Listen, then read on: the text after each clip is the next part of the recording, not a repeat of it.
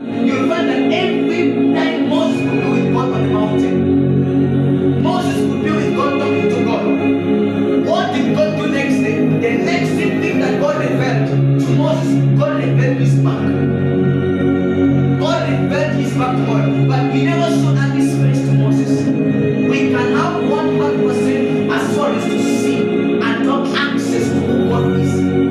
But the problem is, if we don't align ourselves and we put ourselves down, and I say that let me listen to what God tells me, and I obey what God tells me, then we cannot become the way God wants us to be. Because when God wants to use us, when God wants to speak to us, when God wants to reveal things to us, the thing that God does, He makes sure that He tells you something to do. But when He tells you nothing to do, He sees your reactions, He sees your attitudes, after He sees your intention.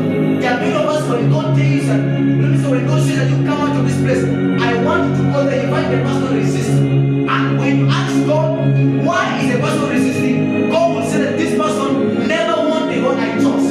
What I say, become like a child. Humble yourself like a child before the throne of God, and you will see what God did to you.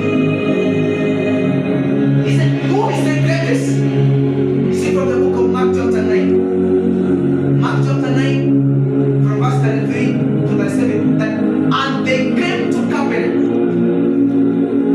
Let me say yes. And they came to Capernaum, and he was in the house. He asked them, what were you discussing on the way? But they kept silent, for on the way they had argued with one another about who was the greatest.